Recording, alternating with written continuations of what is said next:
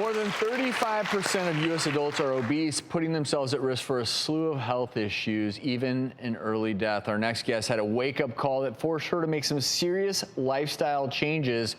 You want to know what her secret weapon was? Hypnosis while she slept.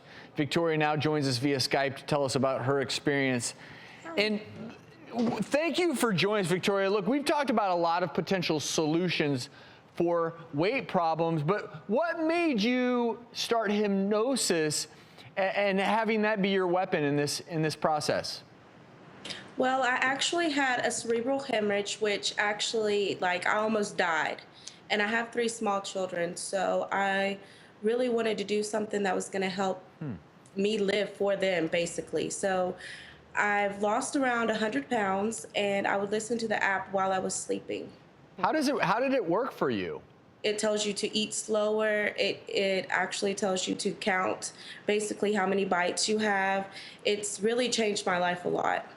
So it sounds like there's an element of mindfulness to this as well, because I can see how it could work, but it seems like not just hypnosis, but mindfulness combined with hypnosis? Yes, absolutely. And that's actually what a lot of the hypnotic tapes are stating to you in your sleep, if you listen to them when you're awake, is principles of mindfulness. And actually, because there's more of an interest now in both mindfulness and hypnosis as alternative treatments, there have been more empirical studies done.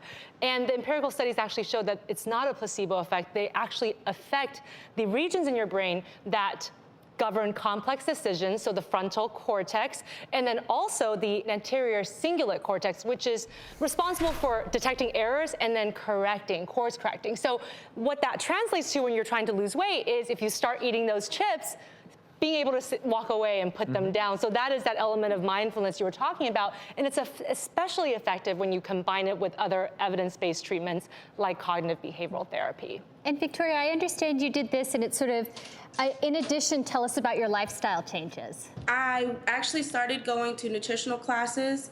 I actually started exercising and everything, but the first thing was actually learning what I needed to eat, how many times I need to eat, and everything. So the nutritional classes actually helped me a whole lot. But my understanding is that maybe you could tell us more about the app, almost hypnotizing you to believe you've had surgery, correct? Yes, what it does is while you're sleeping, you're having surgery in a sense. Well, I think it's also important to point out that hypnosis doesn't work for everyone. It affects people who are more, susceptible to hypnosis. Yeah, so there's some traits like very active imagination.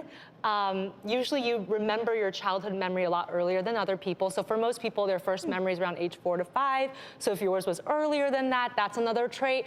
And then the third trait is that you respond really viscerally to visual stimuli. So people who easily cry at movies or things like that, those are the people who tend to be more susceptible, and this will work better for them. Let me ask you, is there a downside to trying this for someone?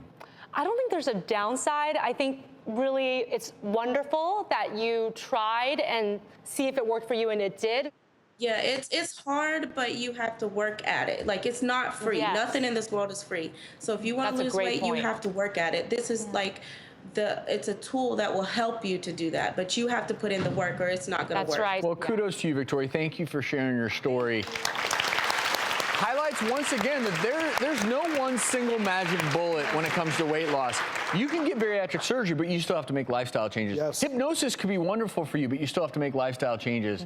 Cognitive behavioral therapy could work for you, but you still have to make lifestyle changes. Right. But whatever that tool is that works for you as the individual, as long as it doesn't do any harm, I think it's great that we have more tools in the arsenal. Absolutely. So the power of hypnosis is pretty strong.